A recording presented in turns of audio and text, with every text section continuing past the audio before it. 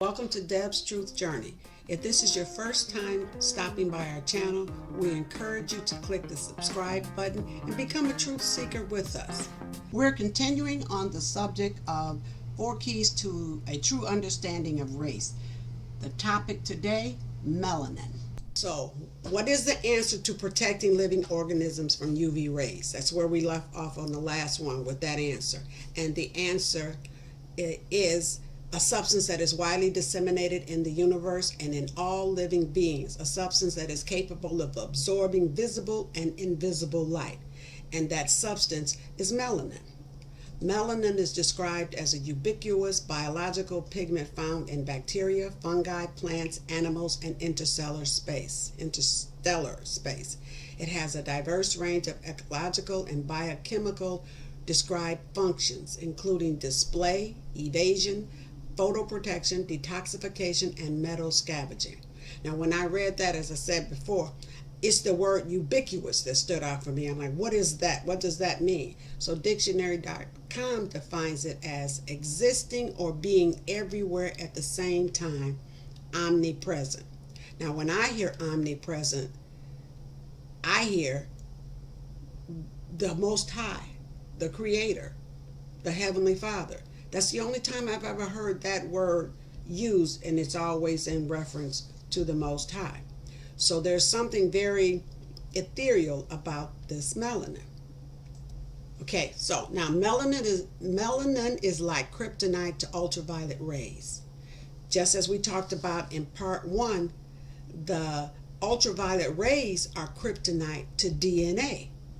So melanin protects us from these ultraviolet rays. How melanin protects humans. Melanin pigments protect the skin from DNA damage by surrounding and thus guarding the nuclei keratinocytes. Now, we talked about also before that the nuclei, I have a clip here for it. Cells contain a nucleus. A nucleus contains a chromosome. Inside the chromosome are the DNA, and inside DNA is genes. Now, what the ultraviolet rays want to do is get to that nucleus so that it could affect the DNA. And DNA damage can cause a lot of different damages throughout the body. UV effects on lightly melanated and highly melanated skin.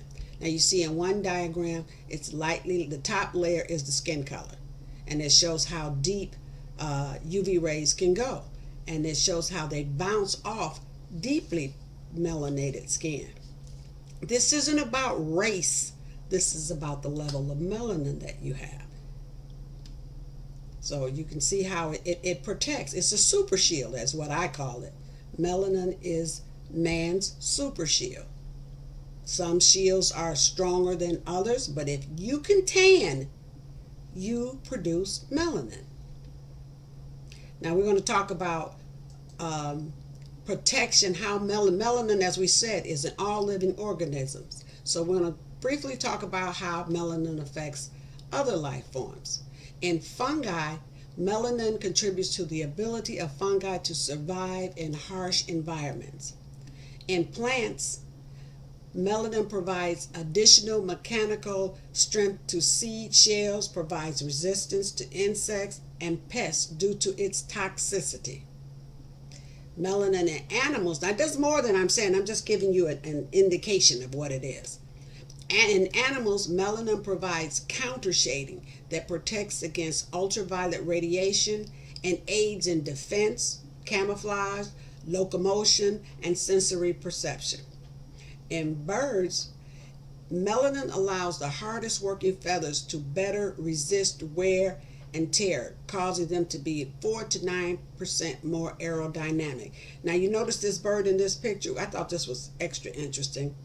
Most birds have they have black tips. The tips of their wings are black. That's the melanin.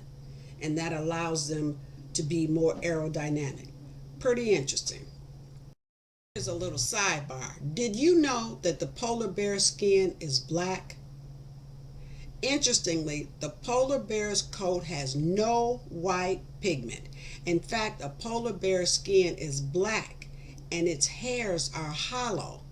They have a thick layer of body fat which keeps them warm while swimming, and a double layered coat that insulates them from the cold Arctic air. So you can see in this picture how you look down at the root, you can see the black. It's like somebody with blonde hair with dark roots, but the hairs are hollow. They're just reflecting the sun the snow. I thought that was very interesting. Okay, now again, if you can tan, you produce melanin. This is not a race issue. This is a human issue. In most people, UV rays activate a chemical in the skin called melanin. This is the skin's first defense against the sun. Melanin absorbs the dangerous UV rays that can do serious skin damage. This is the process that gives you a tan. Every time you look up melanin, the definition of melanin, you get pigments, and it only talks about skin, pigments and skin. That's not what melanin is. That's not what it's all about. It protects the skin because that's the biggest organ in our body.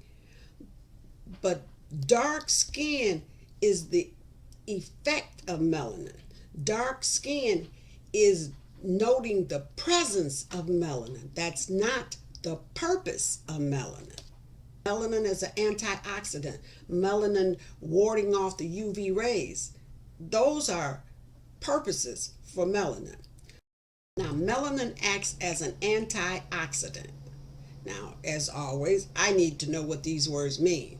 So I found this description. Actually, I put together some pieces of some different things that I read so we can see in a whole little blurb here what it all does. Free radicals can cause damage to parts of cells, such as proteins, DNA, and cell membranes, by stealing their electrons through a process called oxidation. That melanin is a polymer able to donate or accept an electron. So melanin is equivalent to this green one. It can donate or accept it. If something has too many, it can take that extra. If something doesn't have enough, it can give one. It acts as an antioxidant, and it is able to neutralize free radicals by giving up some of their own electrons. In making this sacrifice, they act as a natural off switch for the free radicals. Now, what free radicals do is if they take from this purple one, then there's a health issue that could come with this purple one not having all of its pieces.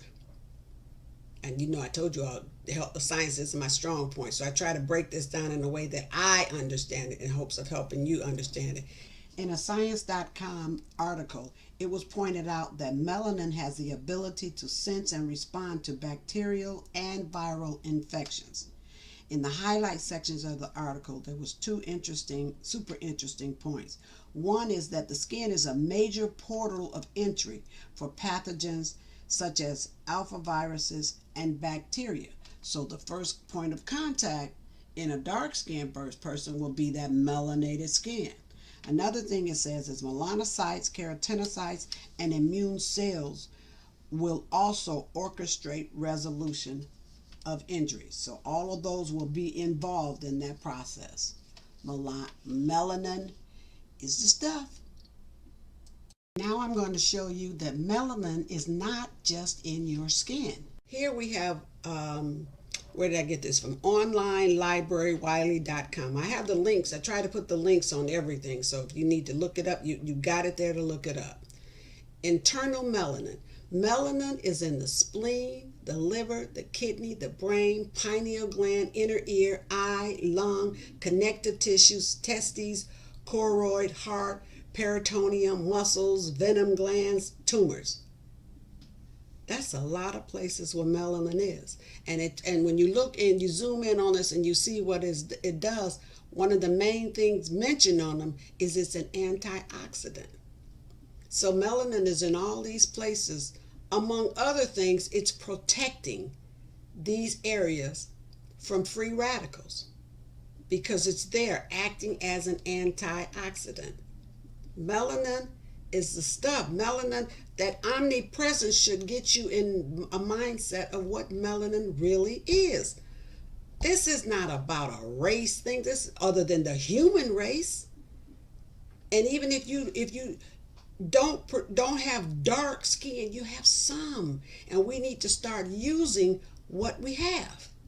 We need to start making this world a better place, because I believe in my heart that melanin is our it's a super shield, and melanin is what's needed to help us subdue this earth, which is why we are taught so intently and so hard to not like it.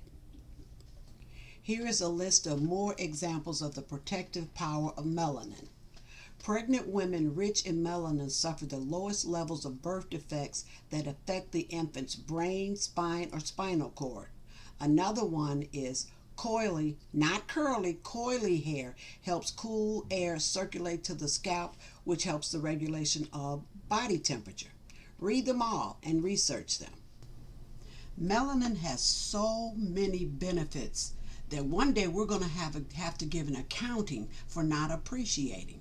We've talked about how melanin is involved in protecting the DNA. It's also involved in controlling mental and physical body activities. It has central computer-like abilities in our body, getting information and responses from one point to another. It's also involved in the central nervous system.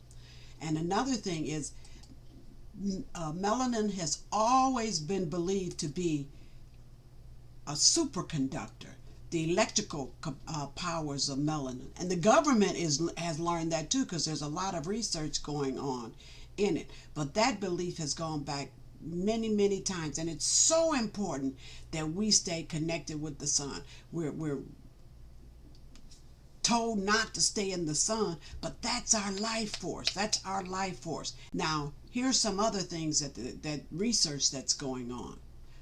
They are researching how melanin might hold the key to cybernetic implants in humans. They think because of the electrical abilities in melanin, that if they coat organs and things with that and implant them in the body, then our body will talk to it much better and be capable of adapting to it. Another thing is they're using the power of melanin in space for next-gen biomaterials. They want to see how weightlessness is in space with the melanin. And another one is, well, they're now researching how melanin can help wounds heal faster. See, that was something that I mentioned when I talked about those antioxidants, how it helps the body restore cells and heal faster. But the point is, there's so much in melanin, and we need to really start to learn about it. There are 3 types of melanin that we hear a lot about: eumelanin, pheomelanin, and neuromelanin. Now, neuromelanin is in the brain, and we hear about that a lot when they're talking about Parkinson's disease. But what I want to focus on right now is the other 2, eumelanin and pheomelanin. Now, I'm kind of stumped, and I'm trying to understand what pheomelanin does. We're learning what eumelanin does, but what does pheomelanin do? So I decided to ask some questions in Google AI. First question: Is pheomelanin caused by a mutation? Answer: yes.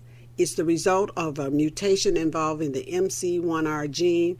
And what I read before was that it also involves, at the beginning of the process, when it starts, there's I can't think of the name, a Goody signaling gene that can hijack something. And anyway, it is caused by a mutation. Does pheomelanin block UV rays? No. And in the explanation, it says it may even contribute to UV-induced skin damage. Does pheomelanin have antioxidant powers? No. Pheomelanin is a pro-oxidant that can deplete cellular antioxidants. So it seems to me that pheomelanin causes problems. So it sounds to me like eumelanin and pheomelanin are opposing forces, and eumelanin is the one with the power.